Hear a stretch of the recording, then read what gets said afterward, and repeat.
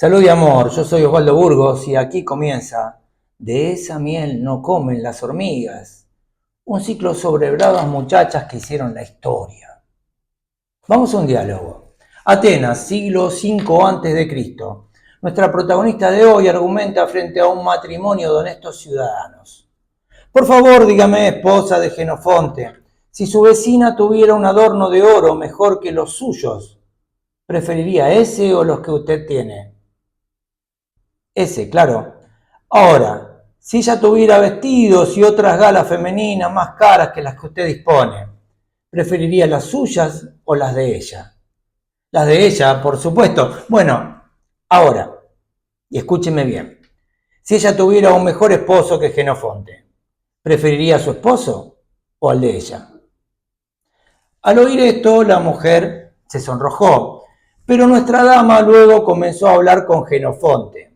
Me gustaría que me dijera, Jenofonte, si tu vecino tuviera un caballo mejor que el tuyo, ¿preferirías tu caballo o el suyo? Y el suyo.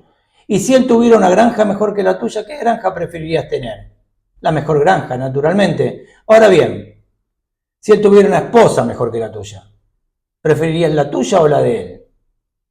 Y ante esto, Jenofonte también guardó silencio. Entonces, nuestra brava muchacha de hoy concluyó: dado que ustedes han fracasado en decirme lo único que deseaba escuchar, yo misma le diré lo que ambos están pensando. Es decir, usted, señora, desea tener el mejor marido y vos, Jenofonte, deseas sobre todas las cosas tener la mejor esposa. Por lo tanto, a menos que ustedes puedan concebir que no haya ni pudiera haber nunca mejor hombre o mejor mujer en la tierra que los suyos, ciertamente siempre estarán en extrema necesidad de lo que consideren mejor, más allá de apreciar más o menos lo que tengan. Es decir, que vos, Jenofonte, desearás tener la mejor de las mujeres y usted, esposa de Jenofonte, estar casada con el mejor de los hombres. Y aunque estén razonablemente contentos o conformes con lo que tienen, si tuvieran oportunidad de cambiarlo por algo mejor, lo cambiarían, sin culpa. ¿Qué tal? Este tipo de razonamiento se llama inductivo, y obliga al interlocutor a aceptar una proposición dudosa por el hecho de haber aceptado antes otras similares. Y según Esquines el socrático, habría sido desarrollado por Aspasia de Mileto. De ella vamos a hablar en esta primera entrega del ciclo, Aspasia. ¿Pero quién era Aspasia? La pregunta es simple, la respuesta no tanto. Aspasia en principio no era Aspasia. Que bueno, transliterado textualmente, el nombre con el que se la conoce podría querer decir bienvenida, deseada o saludada con cariño, según las versiones, de modo que su nombre real se nos pierde en el tiempo. Lo que no se nos pierde es su condición de mujer de Pericles, porque sobre eso machacan todos sus biógrafos. Y madre de Pericles el joven, el hijo del gran estadista del siglo de oro, que dicho sea de paso duró 30 años, siglo corto. Mujer, digo. ¿Esposa? No. Aspasia era de Mileto, una extranjera, y las leyes prohibían que se casara con un ateniense. Así funcionaba la democracia.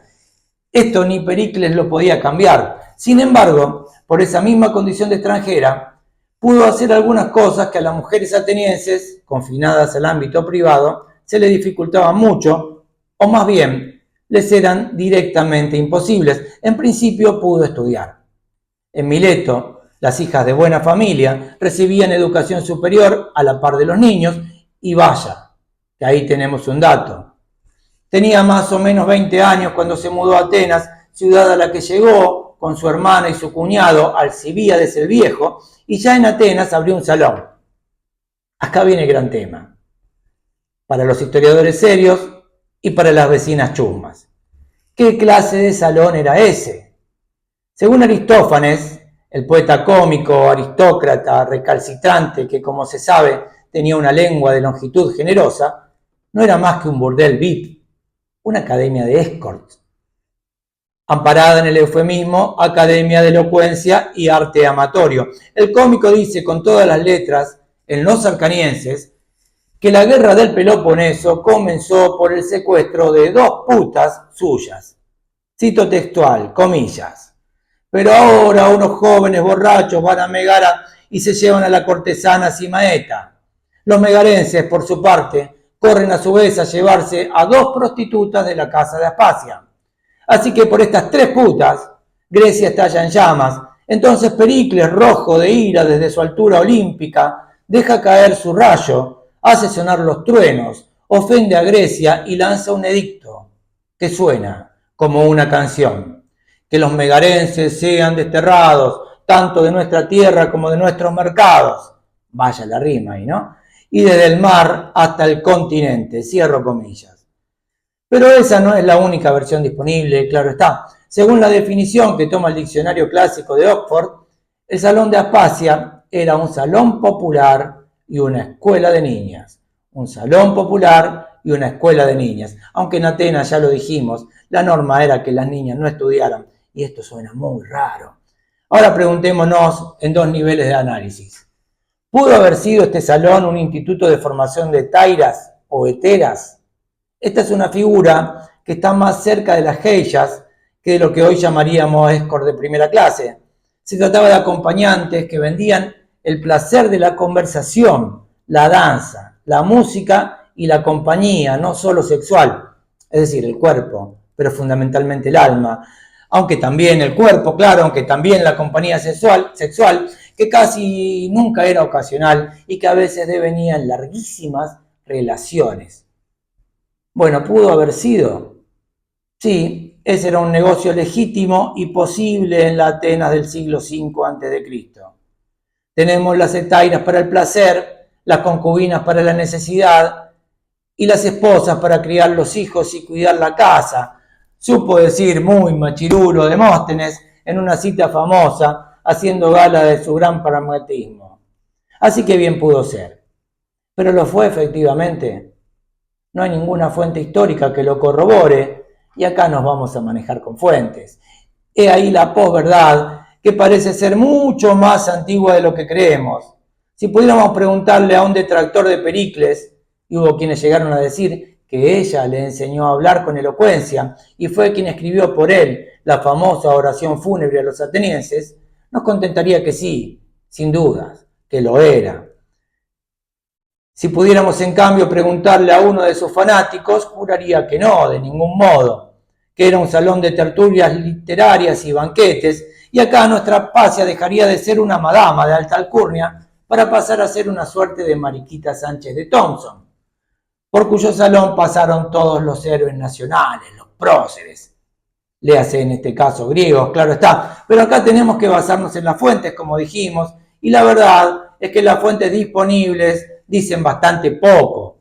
Por eso, una erudita que estudió a nuestra gentil dama de hoy, Madeleine Henry, escribe: cuando necesitamos que Aspasia sea una casta musa y maestra, ella está ahí. Cuando necesitamos una gran cortesana, ella está ahí. Cuando necesitamos una protofeminista, ella también está ahí. Veamos con lo que tenemos. Nacida en la década entre el 470 y el 460, conoció a Pericles siendo muy joven, apenas llegada a Atenas, alrededor del 450, y desde que el estadista del siglo de oro se separó de su esposa en el 445, fueron una sola carne y un solo alma. Su elocuencia logró maravillar incluso a Sócrates. Se dice que el personaje de Diotima de Mantinea en el banquete, que según el gran filósofo le habría enseñado todo lo que sabía sobre el amor, estaba inspirado en ella. Y por si quedaran dudas, en el Menexenes, un diálogo corto, de autoría discutida y difusa, en el que Sócrates desprestigia justamente las oraciones fúnebres que hacen el elogio de los propios. Hay que elogiarse frente a los contrarios, no frente a los propios, dice. El gran mayéutico sostiene: me sorprende, mi querido Menexenes, que preguntes si soy capaz, cuando he aprendido la retórica bajo la dirección de una de las profesoras más hábiles, que ha formado un gran número de oradores excelentes, sobre todo uno que no tiene rival entre los griegos, que es Pericles, hijo de Jantipo. Aspasia, claro, que sin ir más lejos, pronunció ayer delante mío un elogio fúnebre de esos mismos guerreros. Sabía lo que acababas de anunciarme, que los atenienses debían elegir un orador, y entonces, para darnos un ejemplo de lo que debía decirse, tan pronto improvisaba, tan pronto recitaba de memoria pasajes que acomodaba al objeto, tomándolos del elogio fúnebre que pronunció Pericles y cuya producción tengo por suya. Y vemos acá como Platón era uno de los que se hacía eco de estos rumores, literalmente. Si es que Platón hubiera escrito el Menexenes, claro está. Bueno, ante lo que el pedido de Menexenes, que le pregunta si podía recordar las palabras de Aspasia, Sócrates contesta: pobre de mí si no las recordara.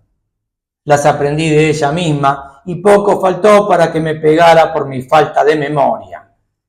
¿Y qué te impide repetírnosla entonces?, le pregunta el otro. El temor de ofender a la profesora si supiese que yo había recitado su discurso en público. Eso dice Sócrates en el Menexenes. Así que tenemos a Aspasia entonces en la consideración de la alta política de su tiempo. Pero los enemigos conservadores de Pericles, su compañero de vida, eran muchos, demasiados, e incluso sus defensores no toleraban tanto la influencia que ella tenía, o al menos pensaban que tenía sobre él.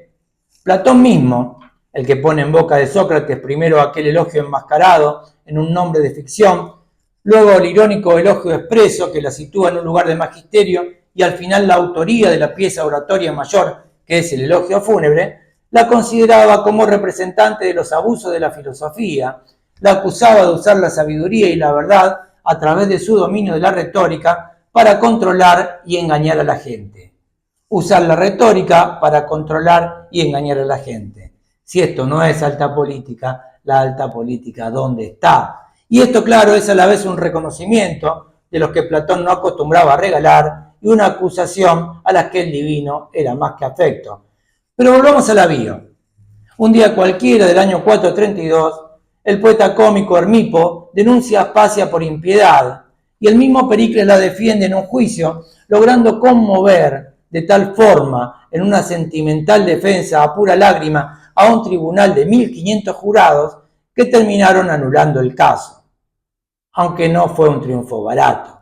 Según dicen los especialistas, desde el momento en que el gran príncipe de Atenas intercedió por su propia mujer, que además estaba acusada de corromper a otras mujeres para satisfacer las perversiones suyas, o sea, las de él, empezó a perder su dominio sobre el pueblo y cuando 3 años después le sobrevino la muerte, ya era un hombre vencido. Repasemos. Pericles murió en el 429 por la peste de Atenas, esa que Tucídides relata de manera magistral en el libro 2 de su historia de la guerra del Peloponeso, en la que no nombra ni siquiera una sola vez a Aspasia, como si ella nunca hubiera estado ahí. Después de haber decidido Pericles resignar el campo, entregándolo a los espartanos, encerrar a todo el pueblo, campesinos incluidos, tras las murallas, y sin ninguna resistencia a una peste que llegó desde el mar, entró por el Pireo y se llevó los cuerpos y las almas de una población hacinada. ¿Qué hizo Aspasia? Se casó de nuevo al mes. Se convirtió en la compañera de Lisicles, un hombre tosco y sin preparación, que al lado de ella llegó a ser arconte. Tuvo otros hijos y a los 2 años volvió a enviudar. Desde entonces, nada más se supo de su vida. A milenios de distancia, y según el mismo escrito de Esquines el Socrático, con el que comenzamos este relato, hoy se cree que murió en el 400, un año antes de la condena de Sócrates a la cicuta, que como sabemos tuvo lugar en el 399, porque ninguna referencia se hace a la muerte del maestro, que era su admirador incondicional, en los escritos sobre ella. Escribe Luciano de Samosata, 500 años después de aquellos hechos, y abrimos comillas. Ahora tengo que dibujar la sabiduría, y aquí tendré ocasión de utilizar varios modelos, la mayoría antiguos. Uno viene como la propia señora, Sabiduría, Sofía, de Jonia. Los artistas serán Esquines y Sócrates, su maestro, los pintores más realistas, pues su corazón estaba en su trabajo. No podríamos elegir mejor modelo de sabiduría que Aspasia la Milesia, la admirada del admirable olímpico, su conocimiento político y visión, su agilidad de mente y su penetración, todo será transferido a nuestro lienzo en sus perfectas medidas. Aspasia, sin embargo, solo se preserva para nosotros en miniatura. Nuestras proporciones deben ser las de un coloso. Y un siglo antes, Plutarco decía: parece el momento de preguntar qué artes o qué poder tenía esta mujer, puesto que era capaz de dirigir a su antojo a los principales hombres del Estado y ofrecía a los filósofos la ocasión de discutir con ella en términos exaltados y durante mucho tiempo. ¿Quién sabe? Casi 2000 años después, tal vez este momento no haya pasado todavía. ¿Y vos?